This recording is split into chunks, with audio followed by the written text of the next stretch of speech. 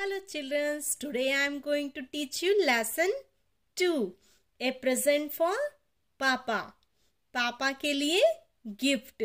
Okay, so again before starting the lesson there is some new words. Crush. Crush means fall with a noise.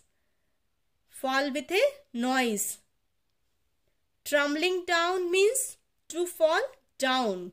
It means गिर जाना. Suddenly means happening quickly. बहुत जल्दी घटित होना.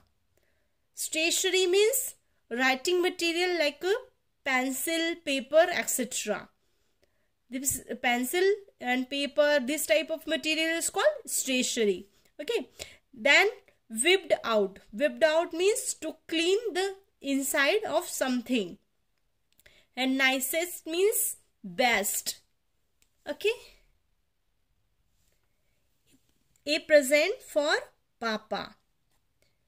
It was a Papa's birthday. Mummy and my baby brother and I went to the market to buy him a present. My brother was in a prom. Mummy and I took turn to push it.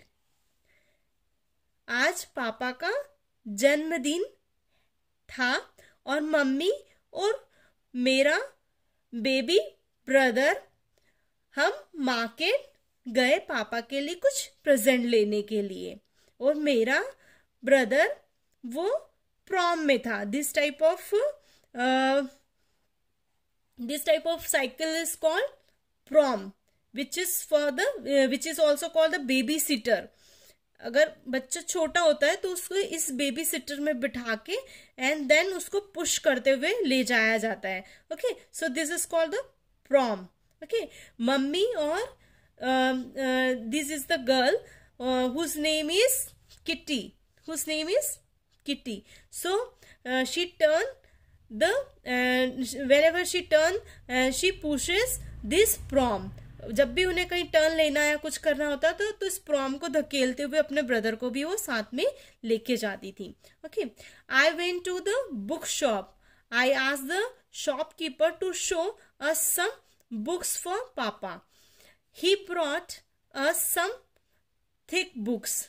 While we were looking at them, we heard a big crush. My brother had pulled a book from a shelf and the whole pile of the books had come trembling down.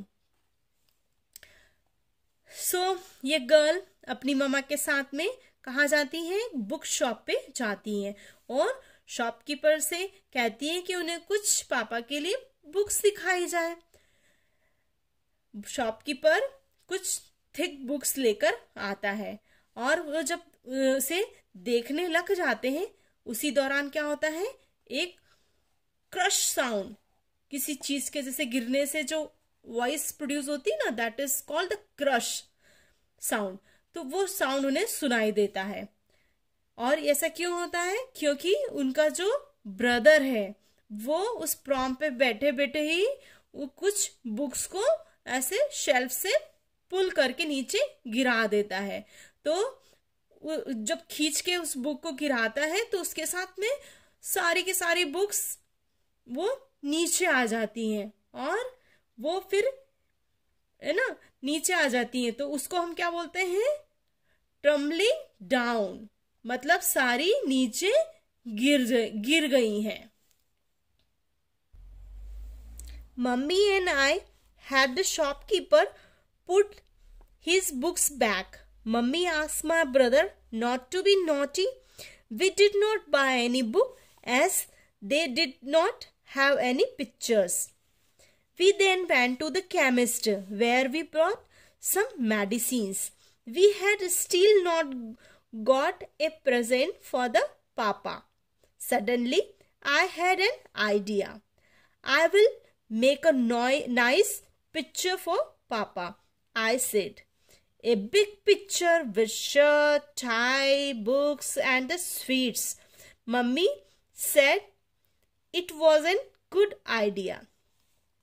अब क्या होता है कि वो सारी books जब नीचे गिर जाती हैं तो मम्मी और मैं शॉपकीपर को मदद करते हैं उन बुक्स को वापस शेल्फ में रखने के लिए।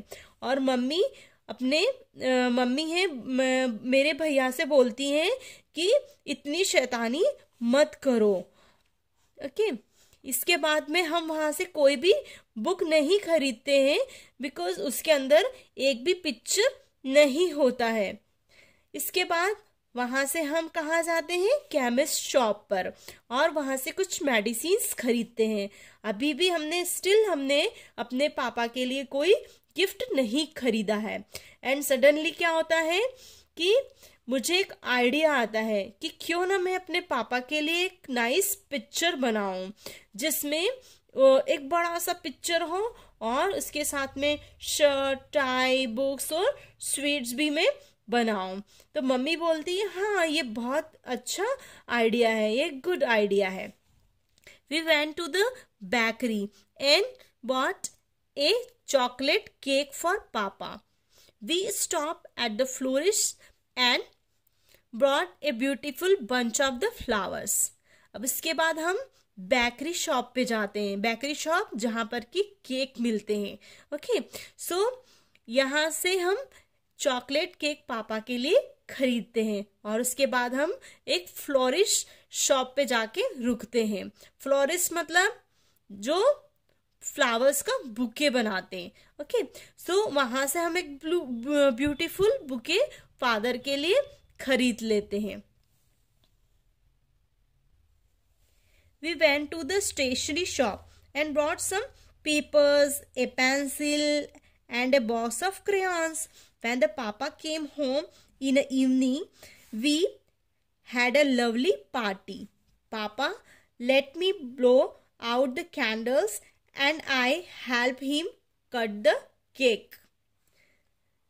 अब फ्लोरिस्ट शॉप के बाद में वो कहाँ जाते हैं, स्टेशनरी शॉप पे। स्टेशनरी शॉप जहाँ पर कि पेंसिल, पेपर और क्रेयॉन्स मिलते हैं, तो वहां से ये उन्हें खरीद लेते हैं और इसके बाद में वो घर आ जाते हैं। जब पापा शाम को घर आते हैं तो उनके साथ में वो सोचते हैं कि हम एक लवली पार्टी करेंगे। अब पापा कैंडल्स को बुझाएंगे और मैं उन्हें केक कट करने में हेल्प करूंगी। The cake had happy birthday to papa written on it since my brother had put his fingers in it and whipped out the rest. जब वो देखते तो केक के ऊपर पूरा हैप्पी बर्थडे टू पापा लिखा हुआ नहीं होता है, वहां पे कुछ वर्ड्स मिसिंग होते हैं।